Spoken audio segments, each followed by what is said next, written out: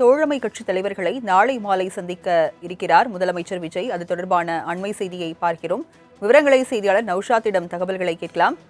நௌஷாத், தோழமை கட்சி தலைவர்களை நாளை மாலை முதலமைச்சர் விஜய் சந்திக்க இருப்பதாக தகவல் வெளியாகி இருக்கிறது. சந்திப்பின் விவரங்களை பதிவு பண்ணுங்க. வணக்கம் ராஜலட்சுமி. நாளை தமிழக முதல்வரும் தாவி கட்சியின் தலைவருமான ஜோசப் விஜய் அவர் தலைமையில நாளை கூட்டணி கட்சி, அதாவது தோழமை கட்சி தலைவருடன் சந்திப்பு நடைபெற இருக்கிறது. மாமல்லபுரத்துடைய தனியார் விடுதியில் நடைபெறுவதற்கான திட்டம் ஏற்படுத்தப்பட்டிருக்கிறது.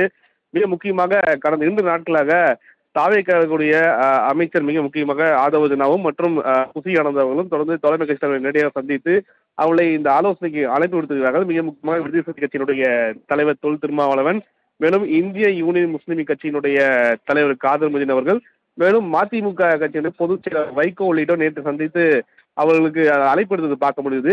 இன்று மிக முக்கியமாக காங்கிரஸ் கமிட்டியினுடைய தமிழக காங்கிரஸ் தலைவர் மாணிக் தாகூர், மேலும் கம்யூனிஸ்ட் கட்சி 2 கம்யூனிஸ்ட் கட்சி தலைவருடைய செயலாளரையும் சந்தித்து அழைப்பு விடுக்க இருப்பதாக தகவல் வெளியா இருக்கிறது. மிக முக்கியமாக இந்த கூட்டணி இந்த ஆட்சி அமைவதற்கு மிக உறுதுணையாக இருந்தது இந்த தோழமை கட்சியாக இருக்கிறார்கள். அதுவும் இல்லாமல் இந்த கட்சியில் அனைமே திமுக சில கட்சிகள் வெளிவந்து விட்டால், மிக முக்கிய மதிமுக வெளிவந்து விட்டதாக தெரிகிறது. கம்யூனிஸ்ட் கட்சியும் தெரிவித்து விட்டார்கள்.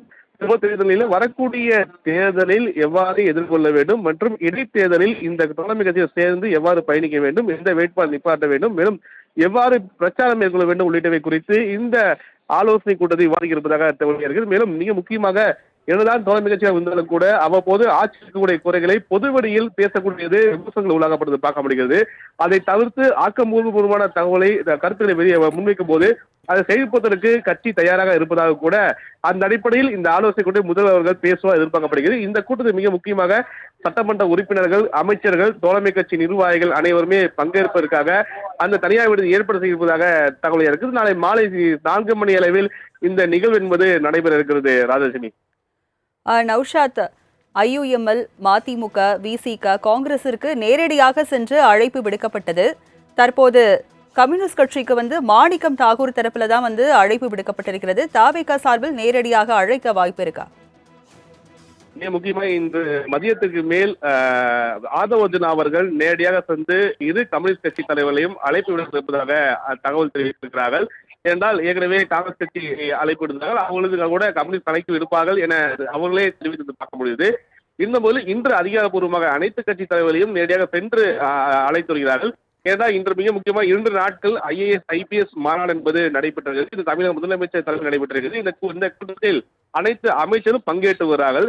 இந்த கூட்டம் முடிந்த பின்புதான் மாலை நேரத்தில் தான் நேரடியாக சென்று சந்திக்கக்கூடிய சூழல் பார்க்க முடிகிறது. அந்த அடிப்படையில் இன்று கம்யூனிஸ்ட் கட்சி தலைவர்களை நேரடியாக சந்தித்து அழைப்பு விடுத்திருப்பதாக கூட ஆதவர்ஜனா அவர்கள் தரப்புல தகவல் தெரிவித்திருக்கிறார்கள். அதனால் கூட்டணிக்குள்ளும் ஒரு தோழமை கட்சி எந்த ஒரு குழப்பமும் ஏற்படாத வண்ணம் இருப்பதற்காக தொடர்ந்து தாவேகா கட்சியாளர்களிடம் அரசு தொடர்ந்து அதற்கான முனைப்பை காட்டி வருகிறார்கள். ஏனென்றால் இந்த கூட்டணி கட்சியால் தான் குறிப்பாக இந்த அரசு அமைந்தது மிக முக்கியத்துவம் வாய்ந்ததாக பார்க்கப்படுகிறது. அந்த அடிப்படையில் தான் இந்த கூட்டணி கட்சிகள் சரியான முறையில் உரிய மரியாதையில் அழைப்பு எடுத்து வருகிறார்கள். ராஜலட்சுமி. விவரங்களை வழங்கியதற்கு நன்றி நௌஷாத்.